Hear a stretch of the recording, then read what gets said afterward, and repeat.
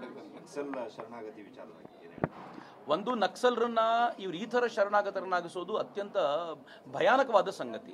ನಾನು ಸುಮ್ಮನೆ ಈಗ ಕಾಲೇಜಿಗೆ ಹೋದ್ರೆ ಇವತ್ತು ವಿವೇಕಾನಂದರ ಹೆಸರಿನಲ್ಲಿ ಯೂತ್ ಡೇನ ಆಚರಣೆ ಮಾಡ್ತಿದ್ದೀವಿ.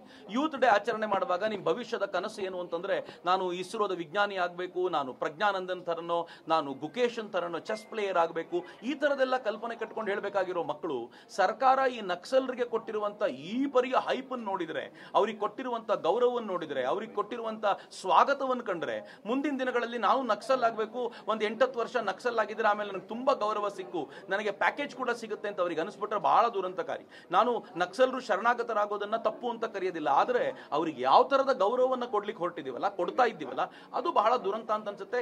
ಸರ್ಕಾರಗಳು ಇದನ್ನು ಎಚ್ಚೆತ್ತುಕೊಂಡು ನಮ್ಮ ಭವಿಷ್ಯದ ಪೀಳಿಗೆಗೆ ಸರಿಯಾದ ಮಾರ್ಗದರ್ಶನವನ್ನು ಕೊಡಲಿಲ್ಲ ಅಂತಂದ್ರೆ ಅದು ಬಹಳ ಕೆಟ್ಟದ್ದಾಗುತ್ತೆ. But timely national investigation agency involve ಆಗಿ ಅವರಿಂದ ಬೇಕಾಗಿರುವಂತಹ ಮಾಹಿತಿಯನ್ನ ಸಂಗ್ರಹಿಸಲಿಕ್ಕೆ ನಿಂತಿರೋದು ಬಹಳ ಒಳ್ಳೆಯ ಸಂಗತಿ. ಇಲ್ಲದೆ ಹೋದ್ರೆ ಇದು ಕೆಟ್ಟ ಆದರ್ಶವಾಗಿ ಪರಿಣಮಿಸ್ತಿತ್ತು ಅಂತ ಅನ್ಸುತ್ತೆ.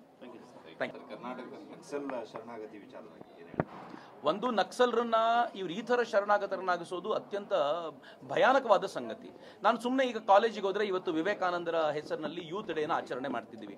ಯೂತ್ ಡೇ ಆಚರಣೆ ಮಾಡುವಾಗ ನಿಮ್ಮ ಭವಿಷ್ಯದ ಕನಸು ಏನು ಅಂತಂದ್ರೆ, ನಾನು ಇಸ್ರೋದ ವಿಜ್ಞಾನಿ ಆಗಬೇಕು, ನಾನು ಪ್ರಜ್ಞಾನಂದನ್ ಥರನೋ, ನಾನು ಗುಕೇಶನ್ ಥರನೋ ಚೆಸ್ ಪ್ಲೇಯರ್ ಆಗಬೇಕು, ಈ ಥರದೆಲ್ಲ ಕಲ್ಪನೆ ಕಟ್ಕೊಂಡು ಹೇಳಬೇಕಾಗಿರೋ ಮಕ್ಕಳು ಸರ್ಕಾರ ಈ ನಕ್ಸಲರಿಗೆ ಕೊಟ್ಟಿರುವಂಥ ಈ ಪರಿಯ ಹೈಪನ್ನು ನೋಡಿದರೆ, ಅವ್ರಿಗೆ ಕೊಟ್ಟಿರುವಂಥ ಗೌರವವನ್ನು ನೋಡಿದರೆ, ಅವ್ರಿಗೆ ಕೊಟ್ಟಿರುವಂಥ ಸ್ವಾಗತವನ್ನು ಕಂಡ್ರೆ, ಮುಂದಿನ ದಿನಗಳಲ್ಲಿ ನಾವು ನಕ್ಸಲ್ ಆಗಬೇಕು, ಒಂದು 8-10 ವರ್ಷ ನಕ್ಸಲ್ ಆಗಿದ್ರೆ ಆಮೇಲೆ ನನಗೆ ತುಂಬಾ ಗೌರವ ಸಿಕ್ಕು, ನನಗೆ ಪ್ಯಾಕೇಜ್ ಕೂಡ ಸಿಗುತ್ತೆ ಅಂತ ಅವ್ರಿಗೆ ಅನಿಸ್ಬಿಟ್ರೆ ಬಹಳ ದುರಂತಕಾರಿ. ನಾನು ನಕ್ಸಲರು ಶರಣಾಗತರಾಗೋದನ್ನ ತಪ್ಪು ಅಂತ ಕರೆಯೋದಿಲ್ಲ, ಆದರೆ ಅವ್ರಿಗೆ ಯಾವ ತರದ ಗೌರವವನ್ನು ಕೊಡ್ಲಿಕ್ಕೆ ಹೊರಟಿದೀವಲ್ಲ, ಕೊಡ್ತಾ ಇದ್ದೀವಲ್ಲ, ಅದು ಬಹಳ ದುರಂತ ಅಂತ ಅನ್ಸುತ್ತೆ.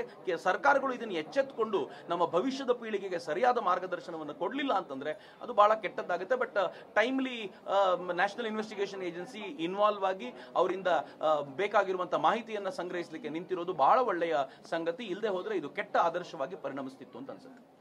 Thank you.